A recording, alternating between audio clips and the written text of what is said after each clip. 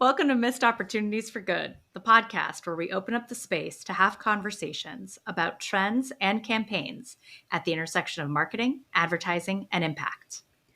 Hi, I'm Alana Ficalora. Hey, I'm Steph Belsky.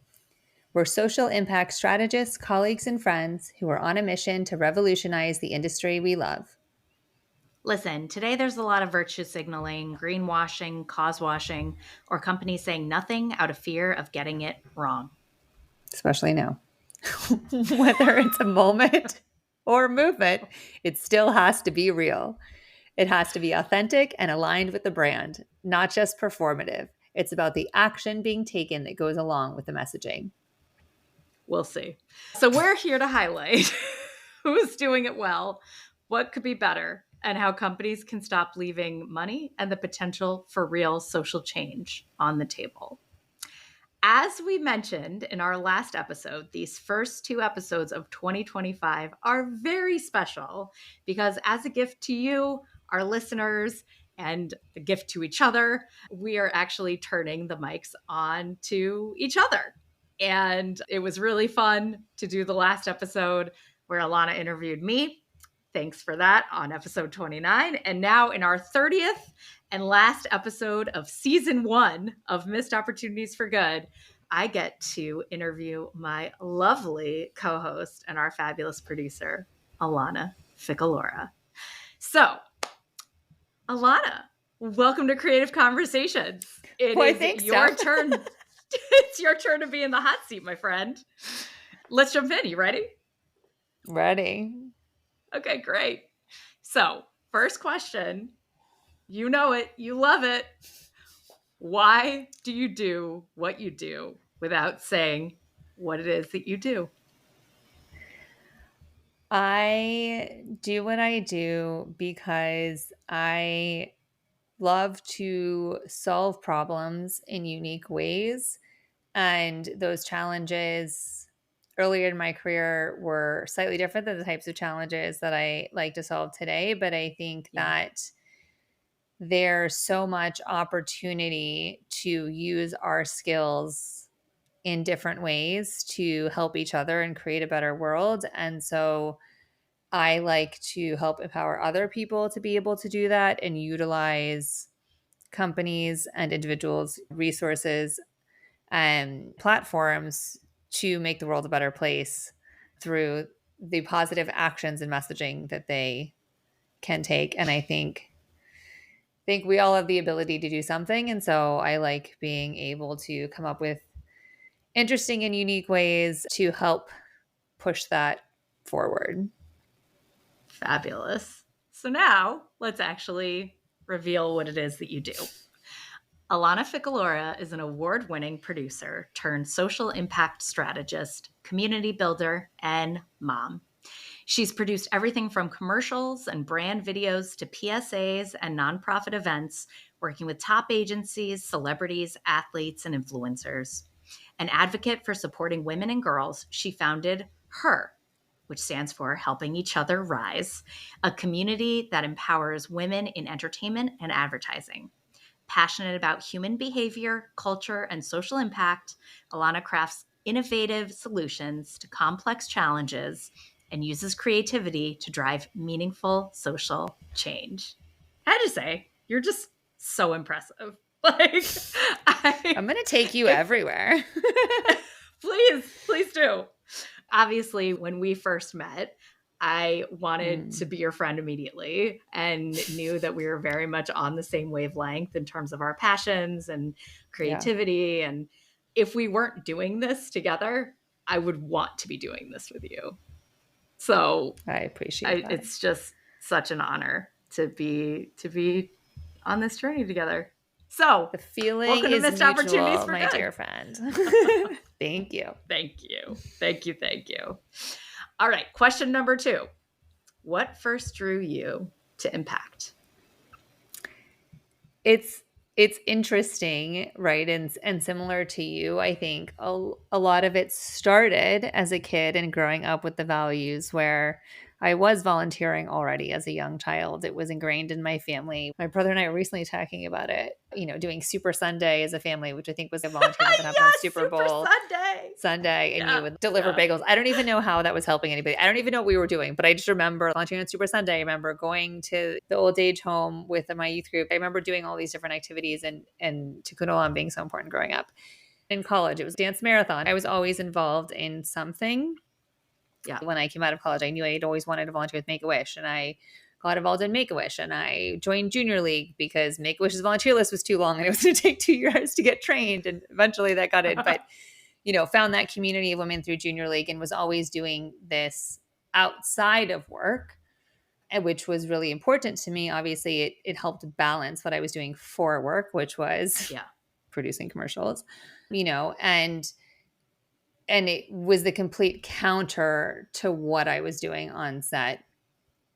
But interesting because the two worlds didn't really connect in any capacity, right? I would say until I had the opportunity to work on some PSAs. The first PSA I produced was related to the SAG strike back in the day. I don't even remember what Mm. year that was. I remember that being so important because it affected the entire industry. And, realizing that there was this intersection, but obviously PSAs pay nothing. Everyone's Sure. working for minimum wage. You're asking for favors. And back then especially there was no branded impact campaigns to speak of, really.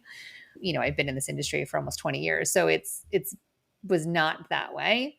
So I had these two parallel lives tracking for quite some time. They started to intersect a little bit in 2016 when someone I worked with to pick my brain about being a woman in the industry and some questions she had about her career. And it ended with her telling me that I needed to start something to help other women. Shout out to Mimi for telling me that I needed to start her.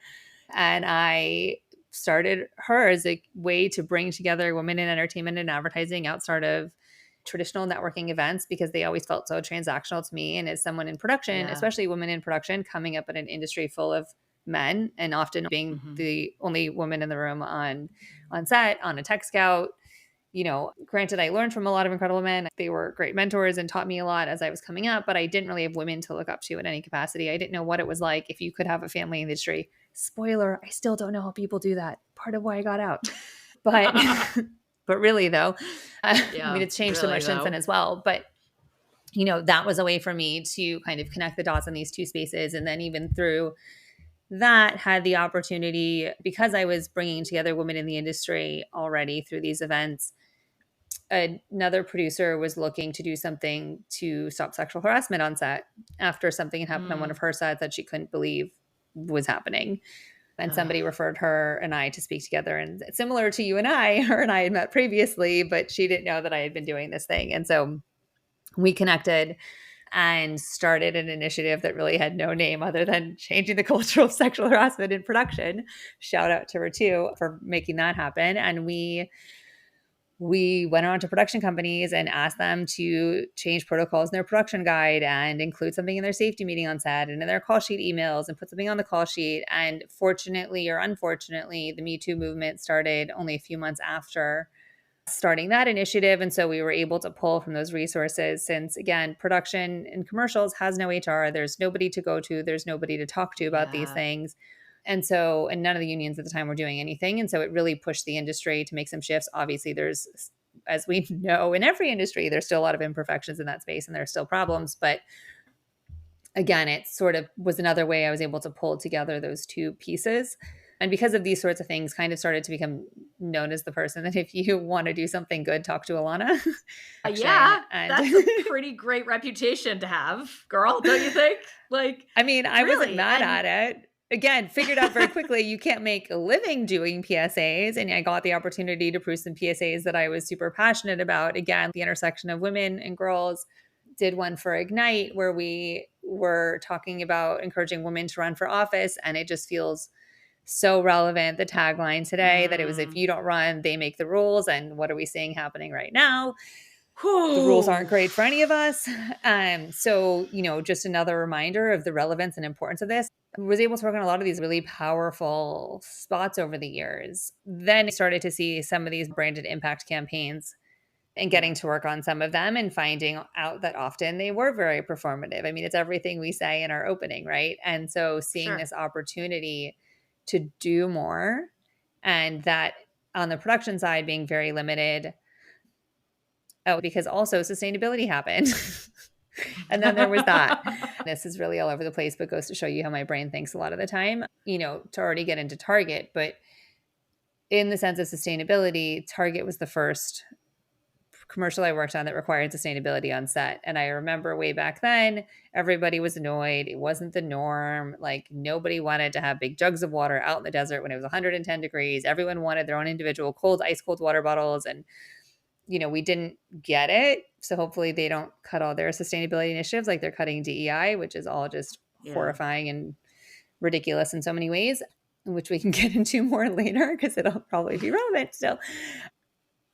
But then having sustainability come up again years later on an Old Navy project because Old Navy mandated it. And again, saying the importance that when these projects are mandated by the brand and the client is the one saying they care and it's being embedded from the beginning, then production has a much easier time executing. Whereas if it's just on our own accord that we wanted to do something, you then have to find the money, find the resources, find the time Right. in an industry where the budgets were being slashed, the timelines were being shortened because technology, you can do things faster, everything's immediate. And so, in this immediate world, how can we all work together to embed this impact from the beginning and carry it all the way through? And so, where does that happen? Obviously, much earlier on in the process.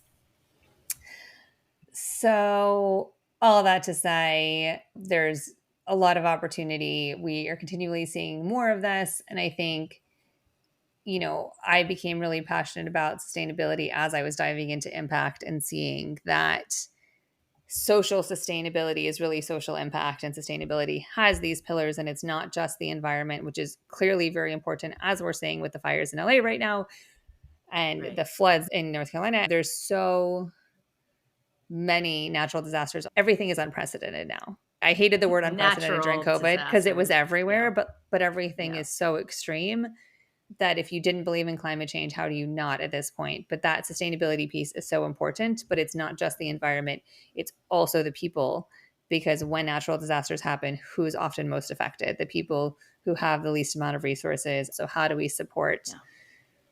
these groups that are often left behind while supporting the planet, while still, yay, capitalism, right? There is a way for us all to move forward together because if we don't, there's not going to be a planet. So I think they're all That's right. interrelated. This is all part of the ecosystem of where I think there's this opportunity for impact and bringing impact into the industry versus just leaving production or advertising entirely to go do something else. I think that our industry and our voice, both in the entertainment side and in advertising, have an opportunity because we're constantly creating images and stories and messaging that's in front of people Yeah. 24/7, and whether or not you're consciously or subconsciously consuming it, it's impacting the way you view the world. So the more that we can be conscious about the stories we're telling and how we're educating people within these spaces about their place in the world, about the world itself, about how we should treat each other, about what our products are and what they do, ultimately we know that advertising is still selling people things. So that part's not going to go away. But I think that there is a balance that is possible. And I think the world started to see a little bit more of that during COVID, and we're backing away from it now, clearly, at least on the political spectrum. But I think the pendulum just keeps swinging back and forth. And I think that we Yeah. can find a way through that doesn't have to be so polarizing in general. I hope so, because both of our careers would depend on it. Totally. Well, and the planet depends on Um, it, right? Like if we yeah, just carry on yeah, like this, like what are we doing? yeah, Nobody yeah. wants to No, live like it's this. so I true. mean, It's so true. It's so I can tell true. you this, the mental state of being in a place that's experiencing an unprecedented natural disaster, even when you are not the one that lost your home, Yeah, is that you just don't want anyone to experience that. yeah. I know.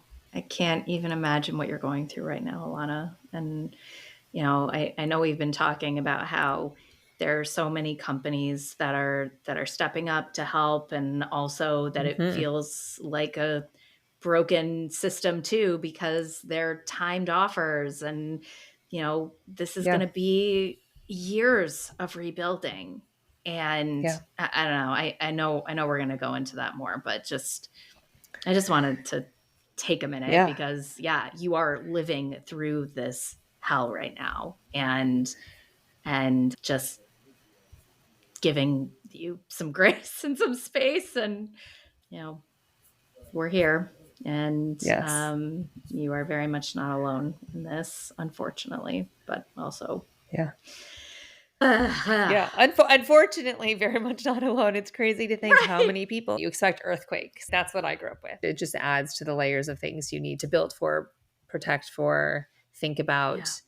And I think that's a worldwide problem as we continue. We have to create better systems. And unfortunately, companies are what drive our society forward. And so there's a yeah. responsibility there to take care of it, even if they are a global company. I think the local touch is so important back to how companies began Yeah, when yeah, all their employees lived in the same city as the company existed. And to tie it back to the fire relief, I think that's what you saw as the first companies stepping up, right? Were the small local individually owned restaurants, stores, that's brands, right. people who were in the community who saw their community suffering immediately because they were part of it.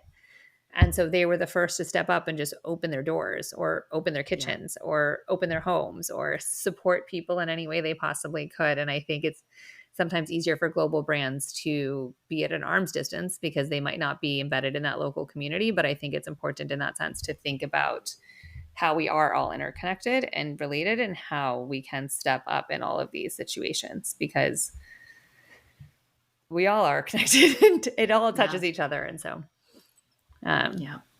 you know, whether or not we want to believe it, our toxic ash is traveling somewhere else right now. So let's be Oh honest. my It is all god. connected. Oh my Okay, god. not to make it doom and gloom, No, but but it's but real. you, again, you are living it. Like, this is this It's crazy. wild. All Yeah. right. Well, I know that you've sort of alluded to Mm, some of this earlier, but mm, what issue areas, if you can list mm. a few, are you most passionate about?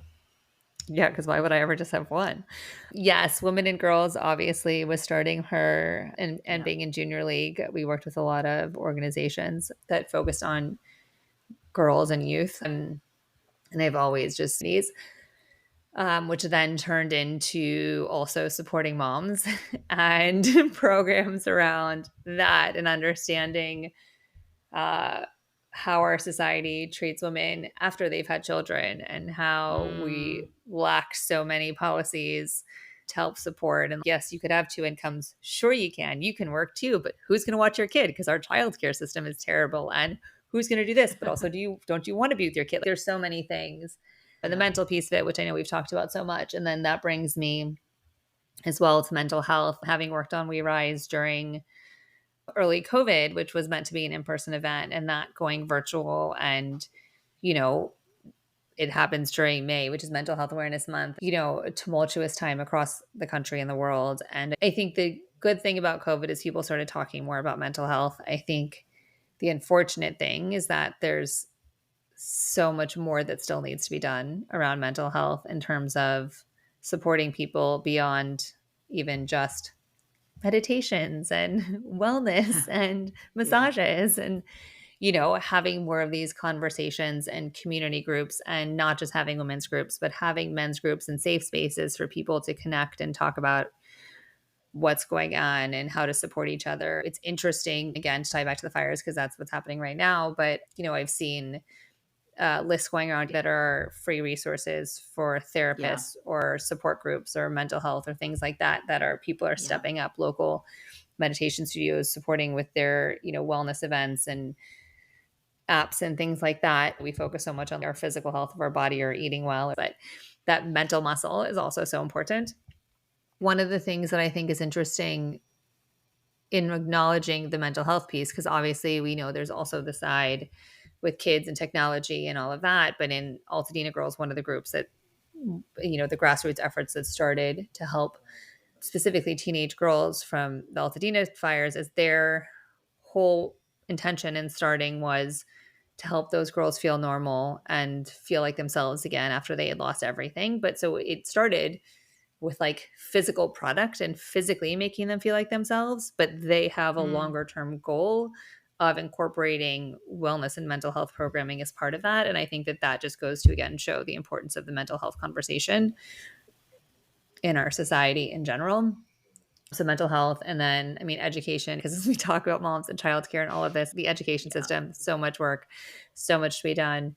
Sustainability, I mentioned. Again, we can't have a planet if we're not taking care of it. Even going beyond Yeah. sustainability, the regenerative nature of what we're doing and creating. And I find regenerative food processes to be super fascinating and much needed. Are we all just Because going to move to despite, the moon, Alana? What's I going mean, on? yeah, To can't you do all Mars, these to the things there? Because moon, that's going to to solve all the problems. Still, same ecosystem. So yeah. there's still Yep. parts that aren't connected. Yeah. I mean, there's so many issues and everything touches something else. Yeah, But I do think that, like I said earlier, the sustainability piece kind of really encapsulates all of it, even though it doesn't for often sure. in the way it's built into companies. But in general, with the social sustainability, environmental sustainability, the people, the planet, all of it. It's so good. It's so good. Mm, So you've talked a little bit about a bunch of different projects. What's mm, an impactful project that you've worked on either recently or whenever that you're really really proud of? I'm not going to say most proud of because I think you have a lot that mm. you're most proud of. So just choose one of them. Well, I would say, okay, a couple things. I can't do anything for just one. I've always been bad at picking a favorite. Um, One. Choose one. First of all, you'll appreciate this. I am proud of us, Steph, for doing this, for creating a podcast after I was like, no, we're just going to do a LinkedIn Live. That's enough.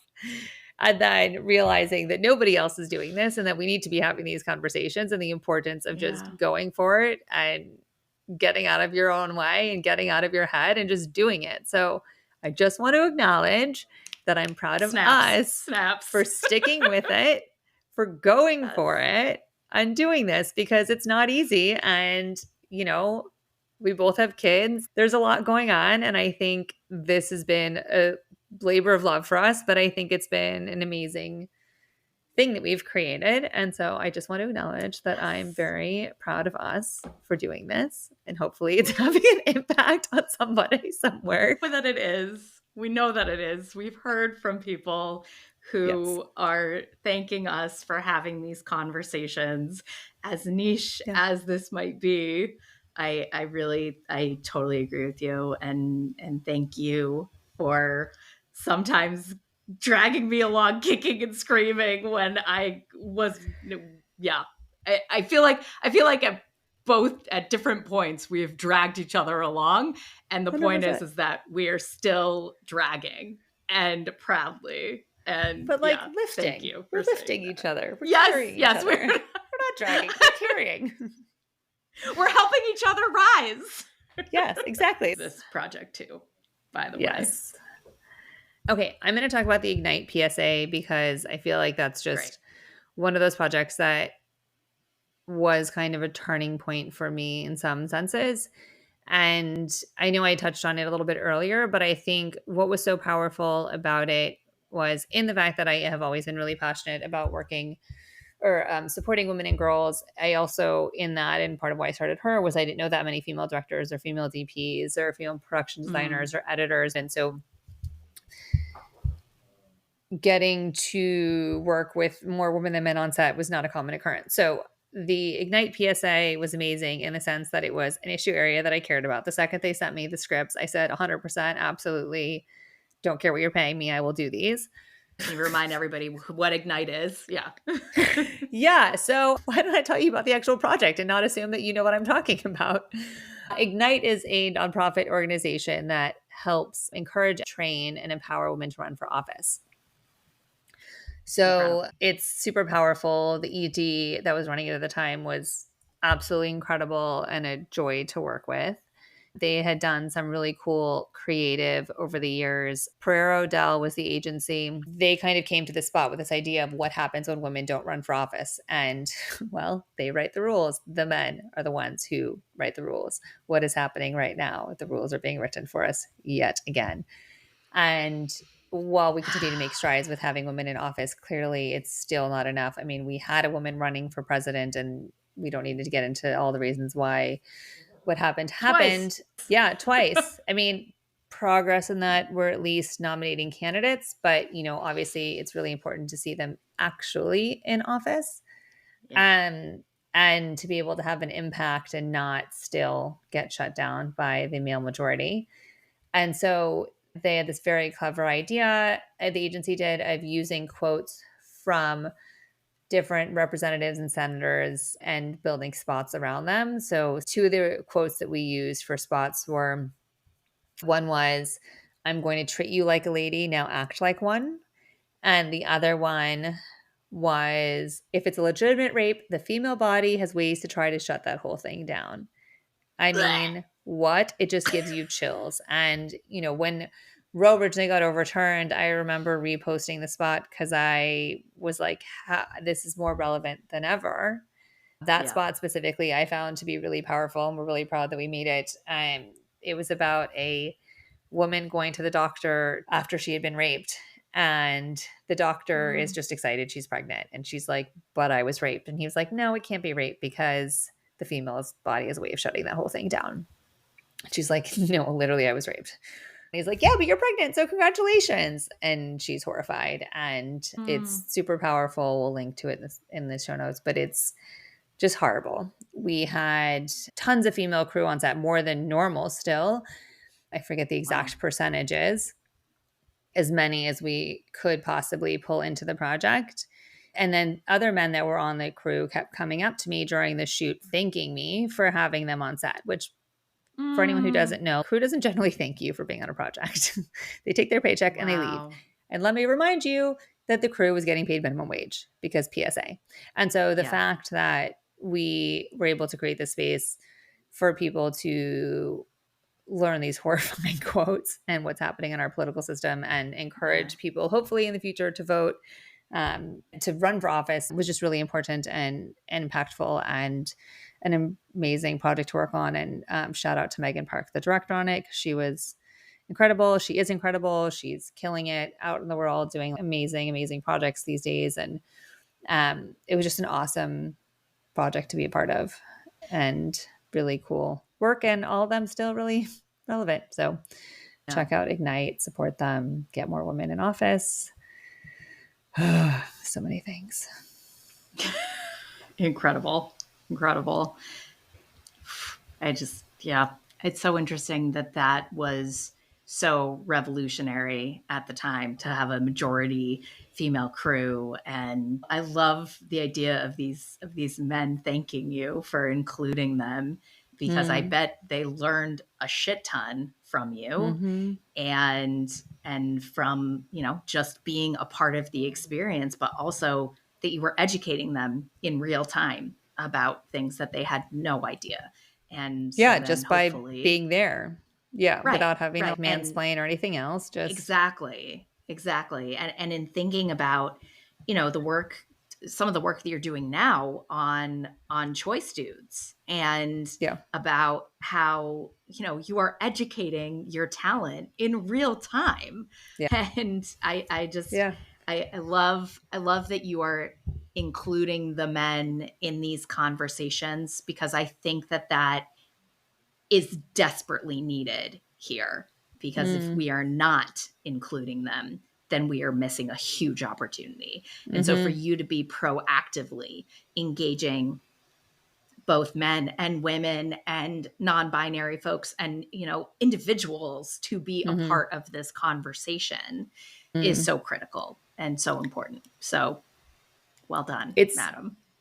It's thank you. It's You bring up a good point too, though, right? It's We can't just be in these silos of our own communities. And while those silos Right. are important to be able to speak to each other and work together and support each other and understand what everyone else is going through, be able to be there because you have shared lived experiences.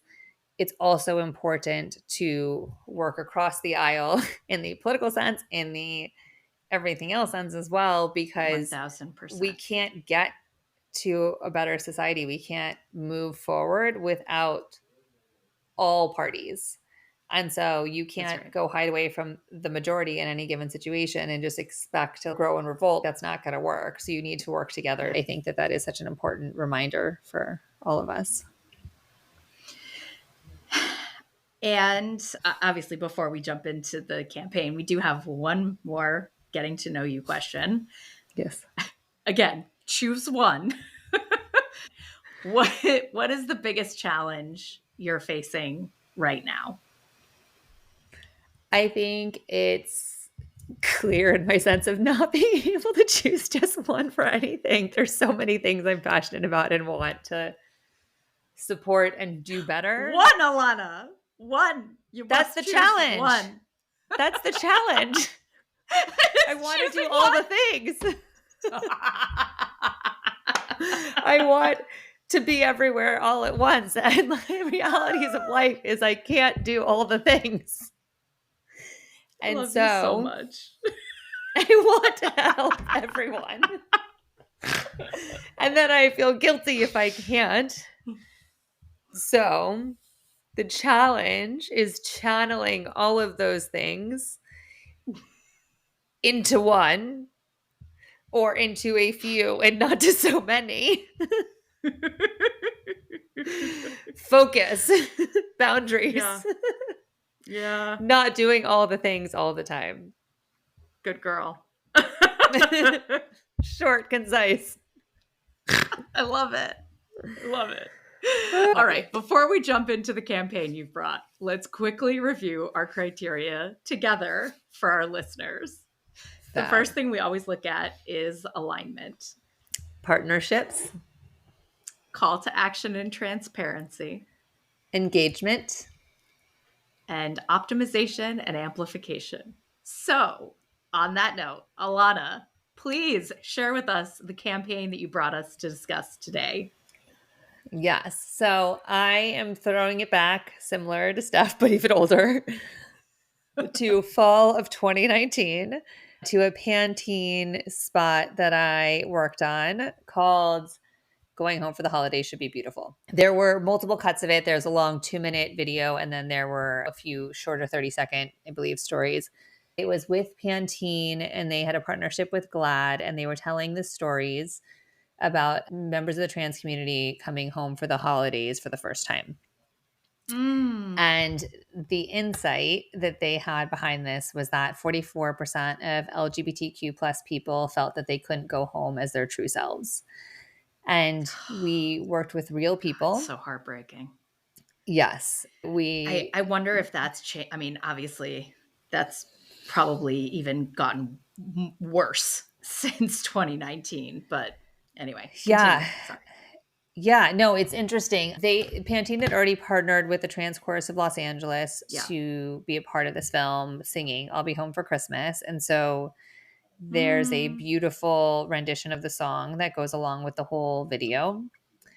And we interviewed members of the choir as well as some additional real people and their stories, and just the amount of love, the heartbreaking stories, the warm stories, the community that this choir provides for everyone who is in it. I mean, it was such a special group of people. But anyways, the spot itself is this combination of them singing the song and then tidbits of these stories and without the audio of them actually Yeah. going to their respective homes, and you could just see and feel the emotions in the Mm. different stories as they prepare, and seeing the diversity of stories, and then the actual stories are shared in those shorter clips. The thing that got me about this, I thought the content itself was amazing. The director, Madeline Kelly, was amazing. The creative team was fantastic. What bummed me out was that, it was Still basically PSA money. I mean, it was a little bit more, but for the amount of content we were shooting, it was still very low budget.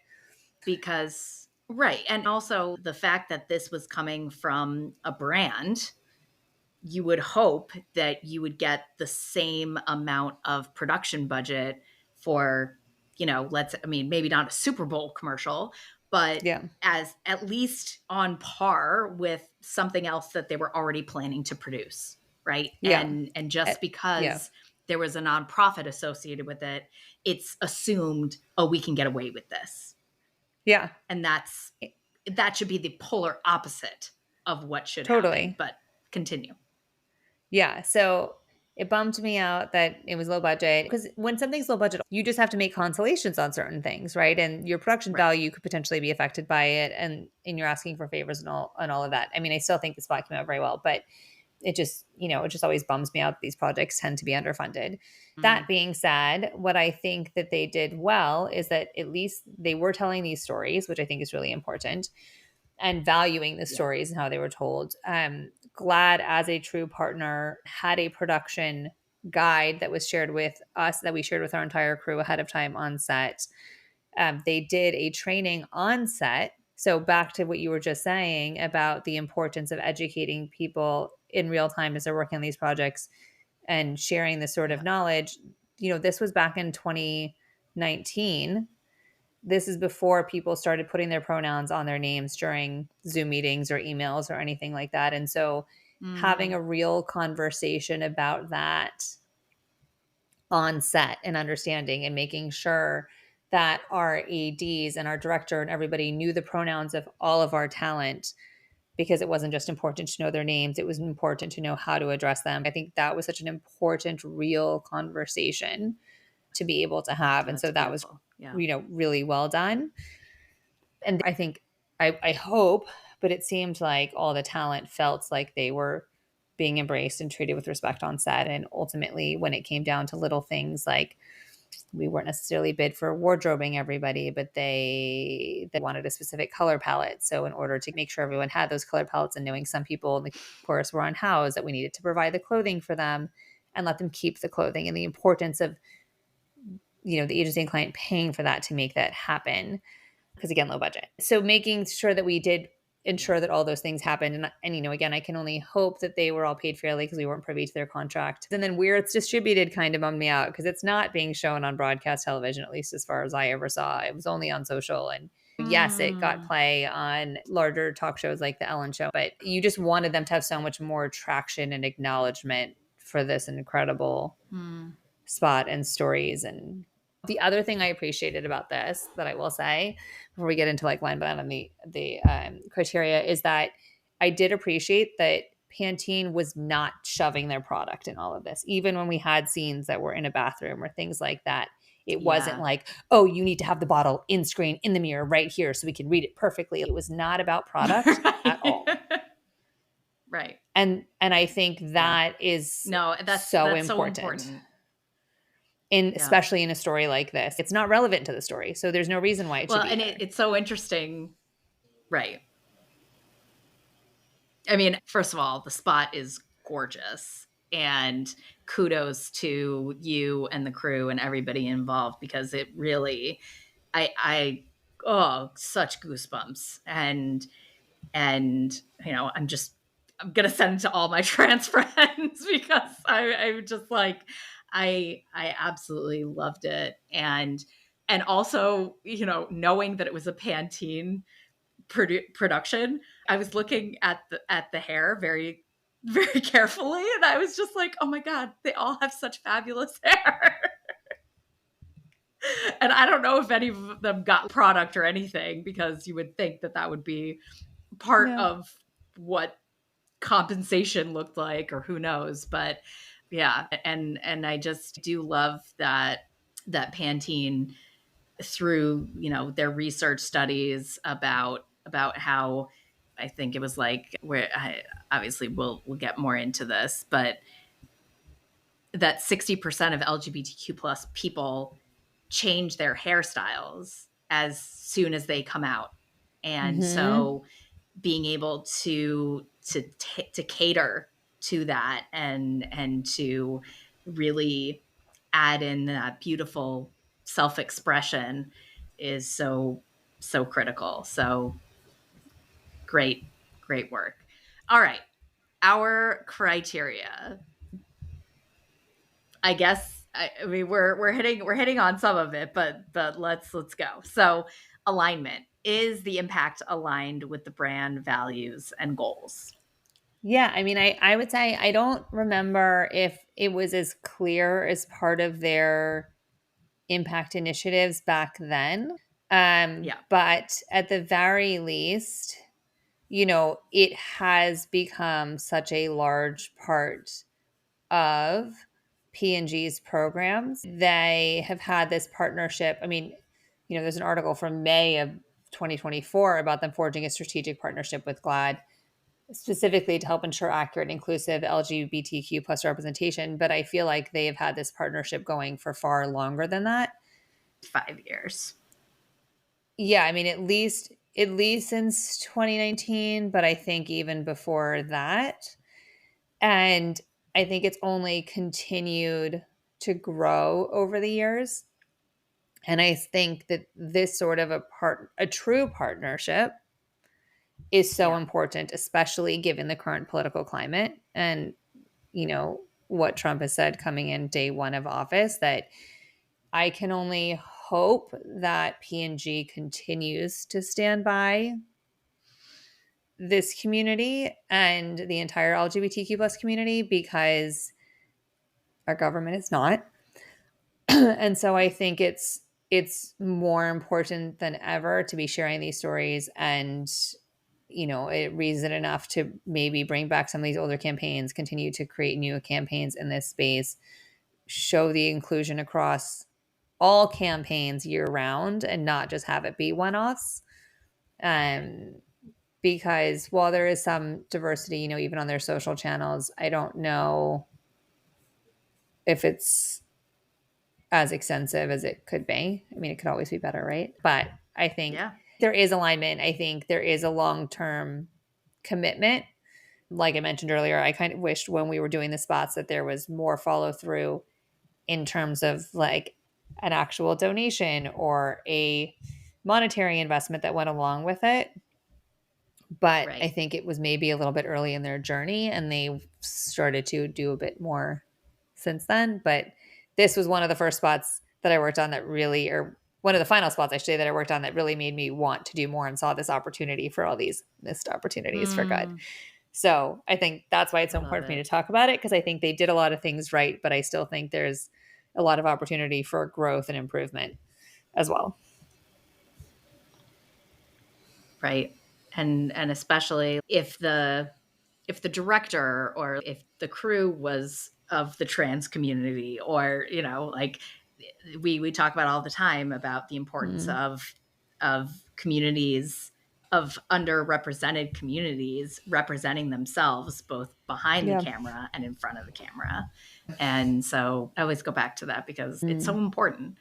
And I think you did mention that someone did make a donation to the Los Angeles Trans Chorus, right? Maybe, That was how maybe they not. got paid. But I don't know if it was like a donation so much as oh, like the swing and a payment. miss. We didn't have talent contracts for all the individuals. It was all done Yeah. through the choir. They hired the choir as a group, and then we had contracts for individuals beyond that whose stories we were highlighting. But I think this is Mm, also the point of, yes, it's important to include them in yeah. crew on set as well, but also for it to not just be on jobs like this that are low budget, and to have those Right. opportunities and Absolutely. pushing for it on Pantene's larger budget shoots and on their photo shoots and in other Entirely. spaces, and them, Yep. the brand and agency consciously going out of their way to source those lead Yeah. creatives who represent the communities they're trying to represent as well. Amazing. Yep. Yep. Okay, so talent and influencer partnership. It sounds like the talent was the The choir, choir. but then also you'd I do mentioned think they will. I some will kind of say, partnership with yeah. Ellen. Yeah. Oh, I don't know if they had a partnership with Ellen or if it was just like paid media, but the thing that I will say as well that did happen after it wasn't just that they made the spots. I know that they had plans for the choir to perform or participate in a couple events after that as well. And I don't remember if it was the full Oh, choir or just part nice. of the choir or what the events themselves were, but I remember thinking that that was very cool. That being said, COVID happened 4 or 5 months later.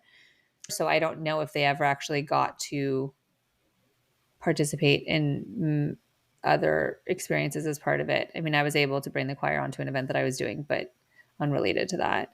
But I thought they were so incredible and hadn't known about them until then. So I thought it was such a great way to learn about them Yeah. and hope that they're still singing strong because they were wonderful humans. Okay, But so yeah, the donation, monetary donation, investment, don't monetary. know. Yeah. I would Yep. I think there was a missed opportunity there to have more of a financial investment in the community. Oh, for sure. For sure. And then as we know, this is not just a one-off. This is a long-term campaign. This is a commitment. Whether or not Yes. P&G will remain committed remains to be seen, but we would like to have hope Yeah. that they will stand by the trans and all LGBTQ plus Yeah. community. I mean, they literally have a pillar of their Yeah. of their equality and inclusion that speaks to it says called Can't Cancel Pride. And that program has been around for 5 years and they have a number of organizations that they support through that. It said for more than 30 years they've championed LGBTQ plus equality. That's funny. I was like, that wasn't that long ago, but it was over 30 years ago. I was, yes, it was. So, they're no stranger to these conversations. They have been doing it for Yeah. quite some time. So they at least have that commitment. Yeah. We'll give them some flowers. That's fair. Mm-hmm. All right, call to action. There was no call to No action, call to if action. I recall. Yeah. No, yeah. No call to action. I think, again, this could be an opportunity to educate people in some way. What that looks like offhand, I don't know, but I think there could be an opportunity, especially because, again, like I said, this is before people were using pronouns to the extent that they are now. And so Yeah.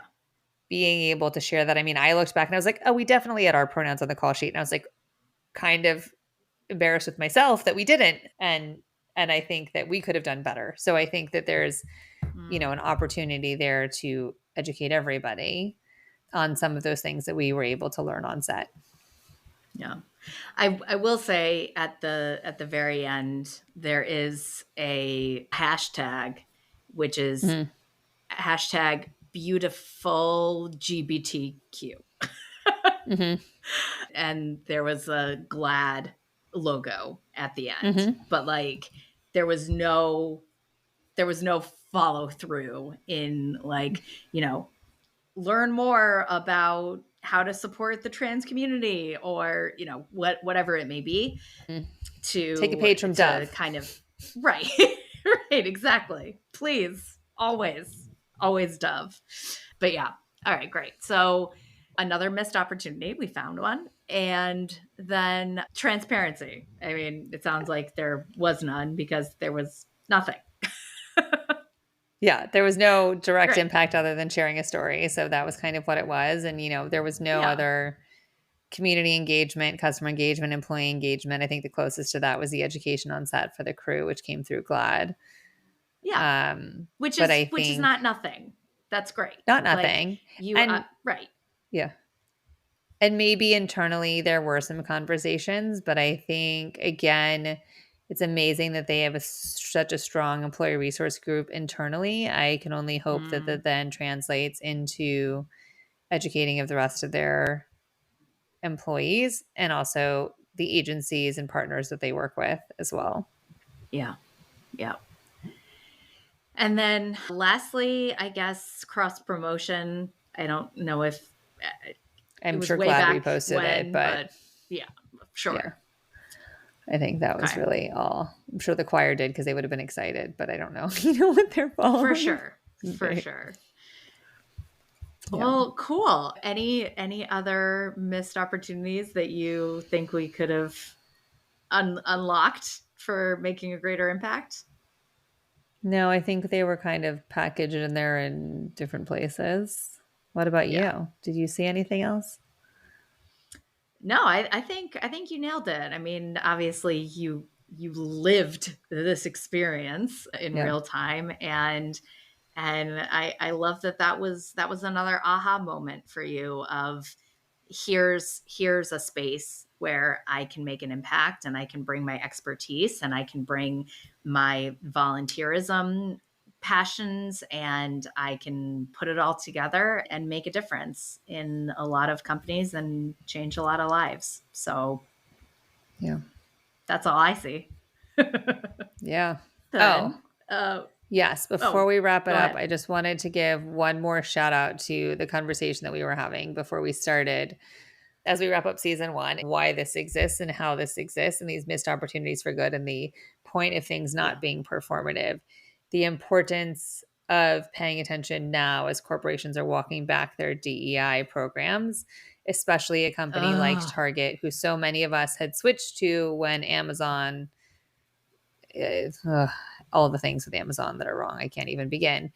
But now it seems like Target is almost more fraught. I mean, Target, and well, until this last year, I guess, and there was so much controversy previously, had seemed like they had extensive initiatives both to have diverse suppliers in their stores, to yeah. celebrate, every month of everything, to highlight, the different suppliers that they were bringing in. They were doing more around sustainability, they were doing more on diversity, like all of these pieces.